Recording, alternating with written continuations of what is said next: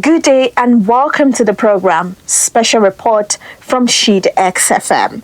Today we are taking a closer look at the legal and public reactions surrounding the conviction of Nnamdi Kanu. While the court outlined its reasons in the judgment, many Nigerians still feel the sentence was harsh, raising deeper questions about justice, due process, and national security. To help us unpack the issues today, we have with us David Azubike, a seasoned journalist and analyst from Pennerad Media. Thank you so much for joining us, sir. Thank you so much for having me. Okay, so let's begin with the basis of the case itself. From a legal standpoint, what were the major arguments the court relied on in reaching that conviction? As well as how strong do you think those arguments were? All right, thank you so much for, bringing me over here to analyze this issue. Now, looking at, the case itself, Nnamdi Kanu was actually convicted of on 7 different counts.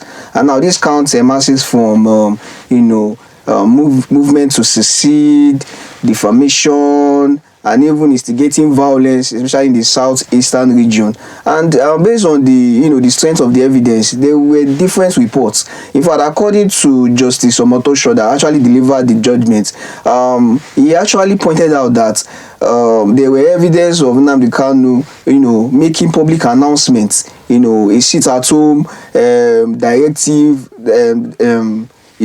and also threatening people, those that are actually coming out to do their daily activities. Yes. That he even said it there that if you are coming out, if you flaunt my sit-at-home order, you should just write your will, according to what Justice Omotosho said and according to what was actually presented to him, because justice or judges do not just say things, they say things based on evidence that were presented in court. And according to Reuters, over 700 people were reported, dead during that period, and one cannot just shift that off the table because it's actually maybe a southeastern person or so. No, it doesn't work that way. So based on the strength of the evidence, there were strong evidence of live podcast from Nnamdi Kanu, on his own movement to secede, to create the independent people of Biafra and all that.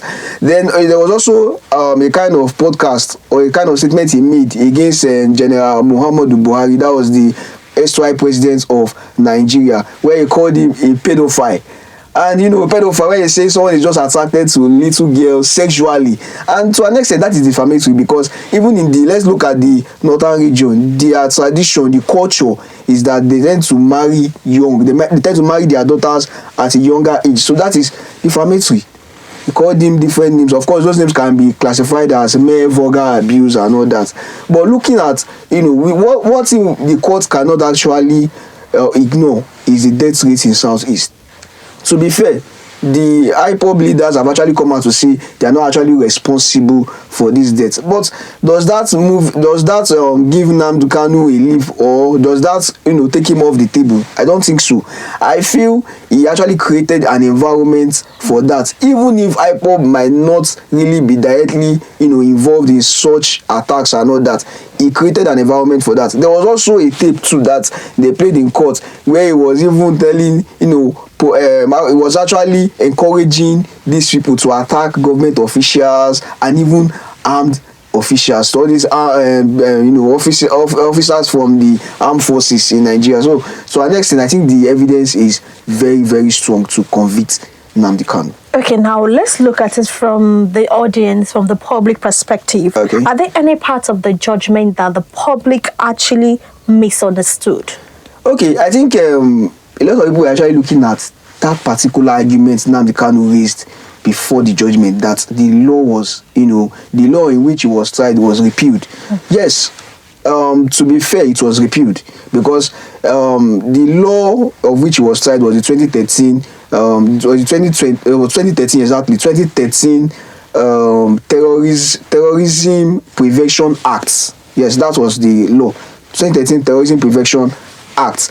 Of course, they created another one, that was the 2022 Terrorism Prevention Act, and under that particular 2022, the section 98 and subsection 1 of that act actually stated that the 2013 Terrorism Act has been repealed. It's no longer in existence. Okay. That is there. But if they had actually examine that law very well, subsection 3 of that same section 98 also stated that if you actually committed a crime before the new act, you will be tried with the old one.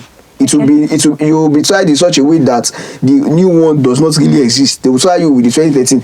And looking at Nnamdi Kanu's 7 counts charges, all of them were committed before 2022. In fact, the latest was 2021.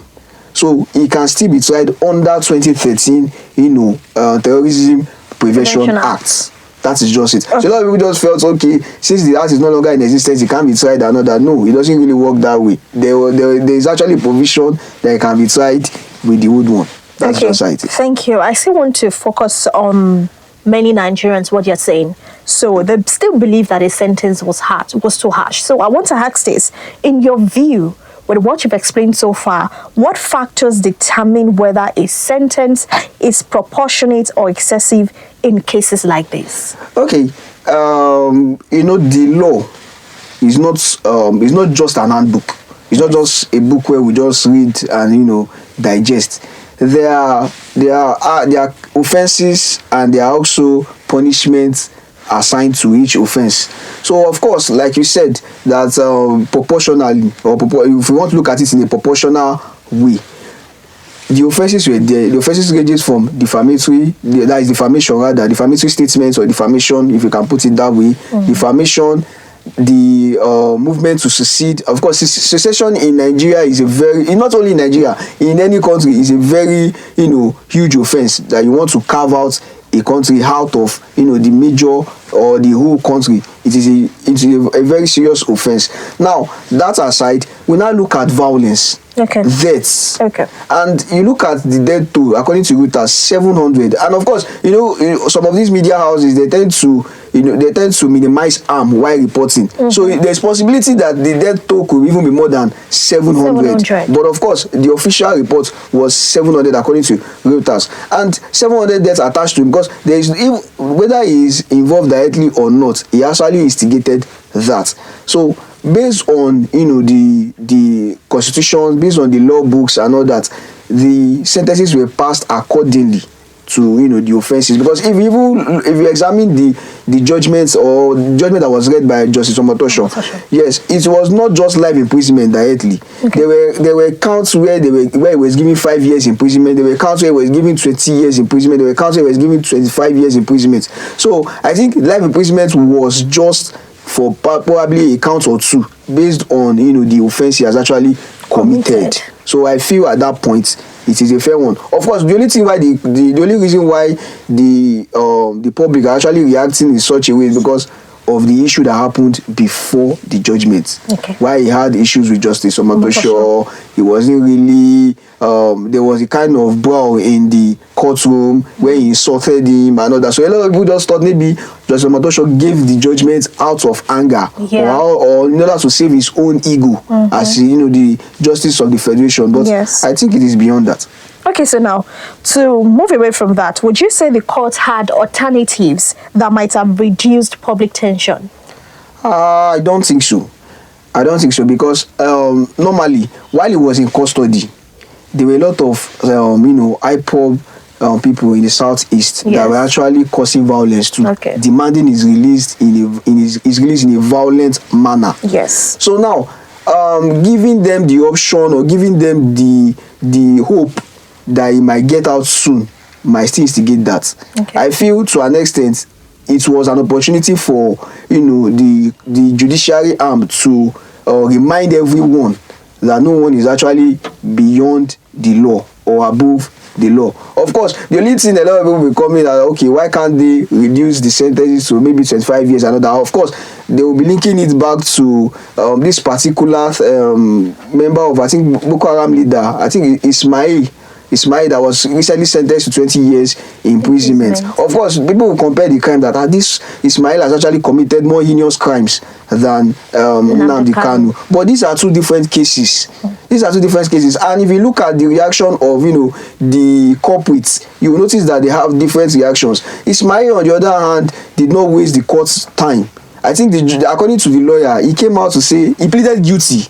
straight on that, okay, I am guilty of this, and he submitted himself to the mercy of the court. And they said, okay, based on evidence with them, he was sentenced to 20 years imprisonment. 20 years imprisonment was not just a discretion judgment. They had to be a legal backing for any judgment a justice or a judge passes. So based on, the evidence, based on the crime, 20 years was the punishment allocated in the law book. And that was why he was sentenced. Nnamdi Kanu, on the other hand, he refused to open his defenses.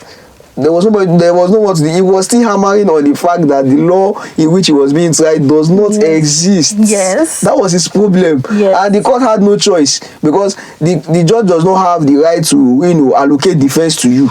No. He will only judge or make judgment based on evidence presented before him. That is just it. So now, let's look at it from the angle of the public perception and government trust. Okay. How has this conviction affected public trust in the justice system and the government, especially among communities that strongly support Nnamdi Kanu? Because there are some communities that strongly support him. Exactly, the southeast, Yes. The southeast region. Of course, the thing is, there's something we need to get straight. Most citizens in Nigeria actually they don't have that faith in the judiciary system in Nigeria anymore. Yes. That is one thing. So sometimes there's one thing, when we have a particular mentality, it tends to be cloud our own judgment regarding that particular issue. Now, based on the fact that because I would say it's there was a time, I think, during that election tribunal, that during the case of Tinubu, Atiku, and Peter Obi, during that election after the 2023 general election, people gave up on the judiciary. Of course, based on the fact they felt the judiciary is corrupt, has been compromised, and all that. And of course, when Tinubu got into power, there was a time he was actually giving out gifts. Of course, he gave out gifts to several judges, in high places and all that. And of course, to an extent, in as much as you want to be objective, you're a human. Yes. Of course, and you tend to an extent, you tend to be loyal to someone you're actually benefiting from. That is where that is how people actually see the judiciary right now. That this judiciary, they're actually corrupt. And coupled with the fact that, how would I describe it now? This recent Boko Haram leader that was convicted for 20 years. So people are actually weighing it. How can you sentence someone, a Boko Haram convict, to just 20 years, and you sentence someone who is actually fighting, for a kind of independence? Yes. They can put it that way, our rights or independence, to life imprisonment. What is happening in this country? And all that. But like I said earlier, we don't have to be emotional when we, analyze issues like this. Nnamdi Kanu's case, to an extent, in other countries, it can be regarded as treason. And when you are convicted for treason, so most times it is the death penalty. Okay, so where should Nigeria draw the line between national security and civil liberties?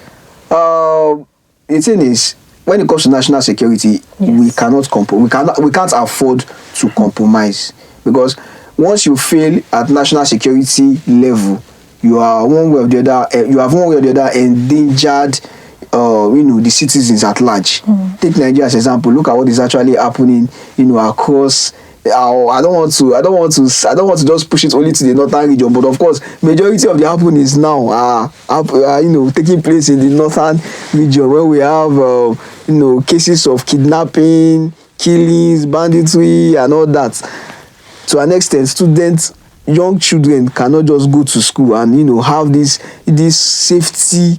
This how will I describe it now? This form of confidence that they are actually safe in school, because you don't know when armed men can actually burst in.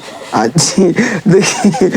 I'm telling you, look at the cases of Niger State too, where they actually abducted a lot of students. Yes. They abducted a lot of students. They abducted 25 girls from a particular school. So we look at it technically. You see that national security cannot be compromised. We don't have to use our level of. We don't have to. How will I describe? We don't have to place individual interest over national security.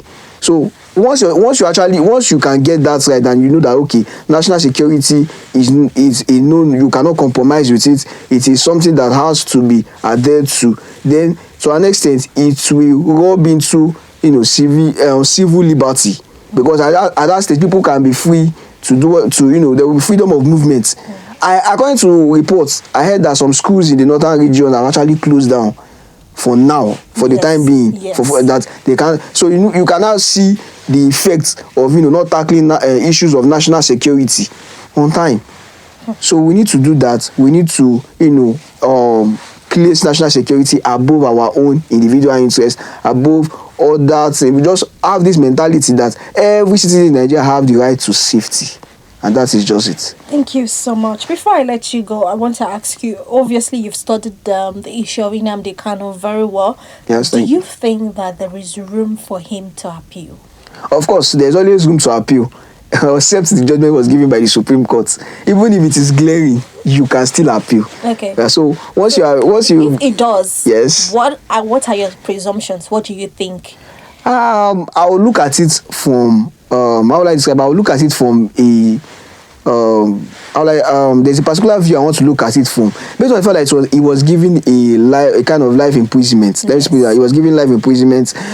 I feel it might be reduced, maybe 25 years. I know that is just my own feeling. Okay. Because normally for me to just come out and say you will, no, because that is a contempt of court. Yes. That is just fâché courrier. Yes. So I cannot actually say something that may still go back to the courtroom. So I cannot do that. But I feel he has the right to appeal. He will definitely appeal according to his lawyer. Because he was interviewed, I said they will appeal it. But the only thing I won't support is the fact that the lawyer actually said it confidently that the judgment will be set aside. No, that is actually wrong, because that is wrong. Thank you so much for coming. Yeah, thank you for having me. For those insights you shared on the conviction of Nnamdi Kanu, and I'm very sure this issue continues to remain complex. Thank you very much. Thank you. I'm Mr. David Azubike. Thank you so much. That was a great insight into that case.